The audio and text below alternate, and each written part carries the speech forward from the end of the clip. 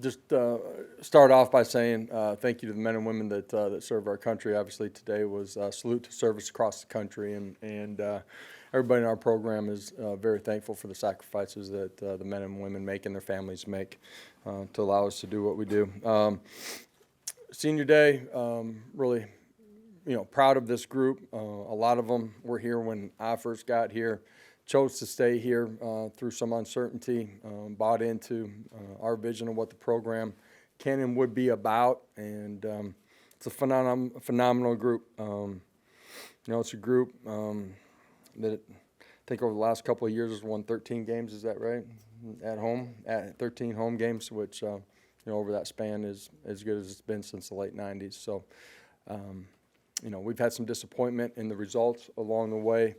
But this group, this team continues to fight and compete extremely hard. They prepare the right way. Really proud of them. That happens because of a lot of the leadership from that senior group. So with that, I'll open it up. We'll start with Ben and then go to Rob. Josh, how much did you enjoy watching Joe play today on Senior Day and being able to finish his career in Neyland that way?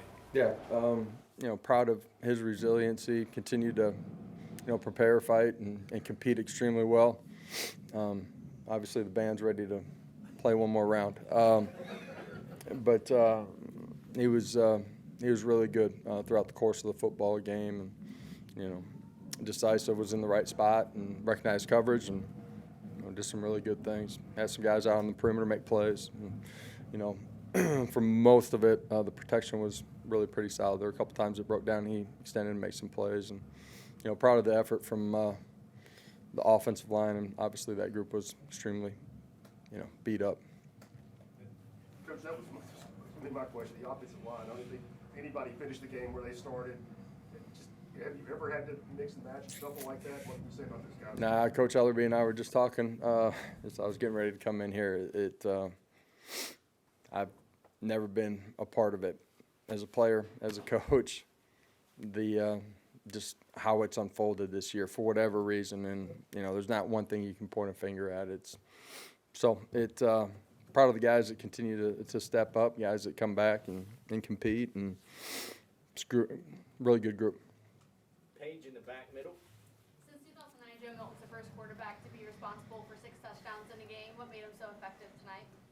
Smart decision making, accurate with the football, and guys out on the perimeter doing a great job, and a lot of quarters, and which essentially becomes one-on-one situation, and offensive line doing a good job protection. So you put all that together, and then a couple opportunities in the red zone running the football where he's got a really special night. We'll stay in the back with Casey. When you look at Jacob Warren and McAllen Castles, what are you most proud of for the tight end room this season?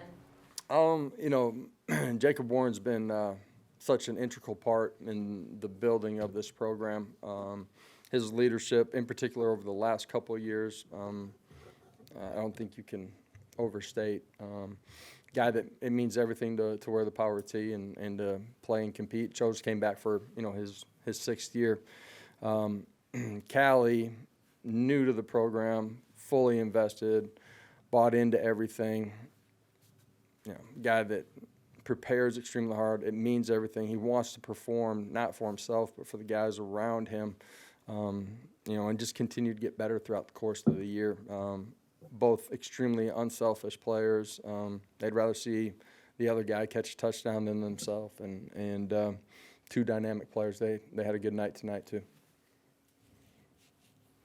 David? Josh, what could you see that was happening in the second quarter as far as the skirmishes there, and how important was it at halftime to address that, given that you didn't want anybody missing? Yeah, addressed it. Tried to address it on the sidelines too, and we talked as a coaching staff as well, and it got pretty chippy there for a little bit. Talked about it at halftime, playing smart football. We didn't necessarily do that. We had more penalties than we want. Adam? Josh, there was some disappointments this year. You mentioned that. Yeah.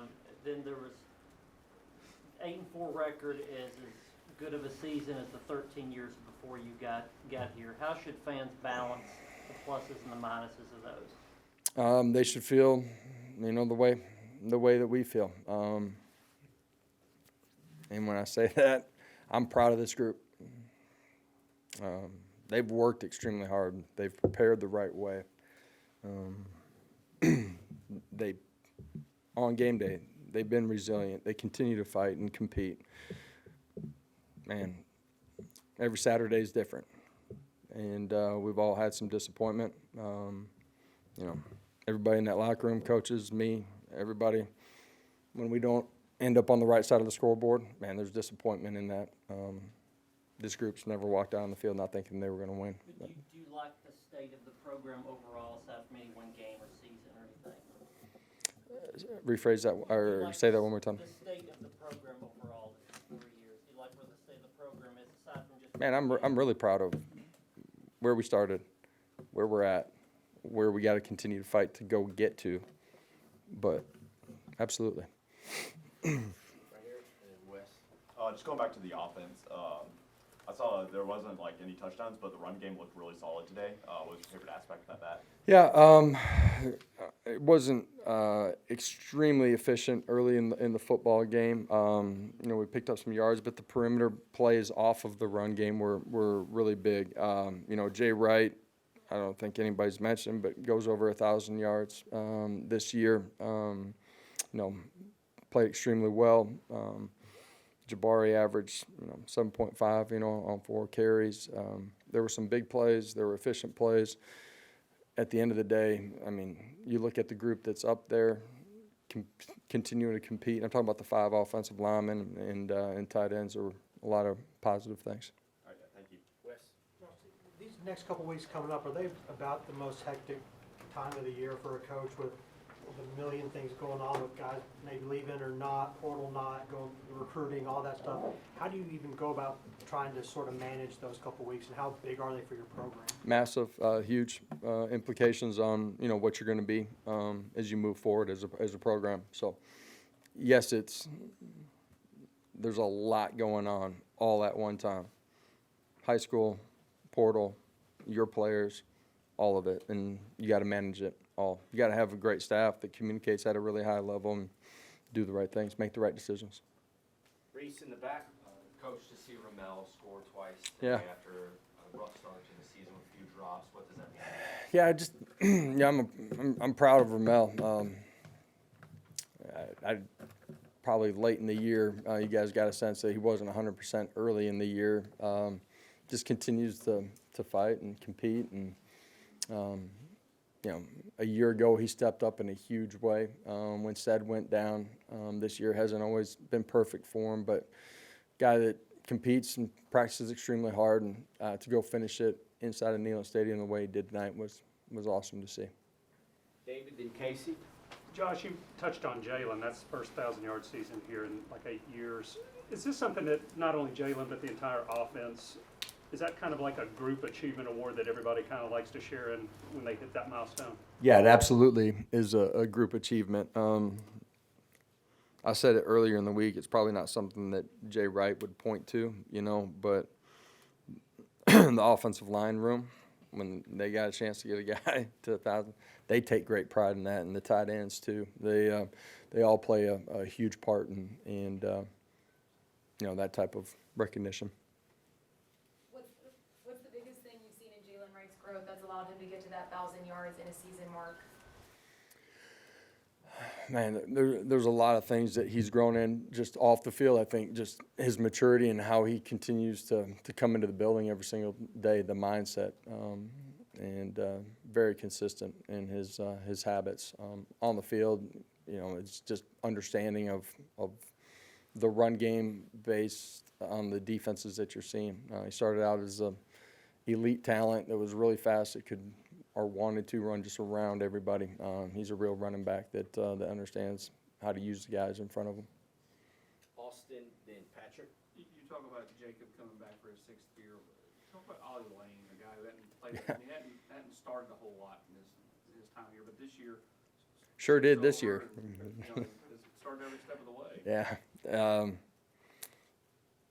He's a great example of a guy that it means everything to be inside of this program and does it the right way, cares about his teammates, came back for another year.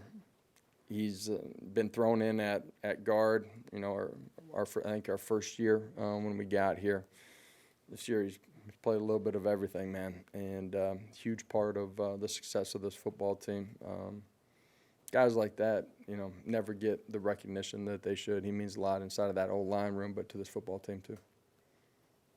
Coach, you got Nico there to play in the fourth quarter. What you think of his couple drives and what he did? Thought he did a really good job, you know, off of our run game, throwing the ball out on the perimeter.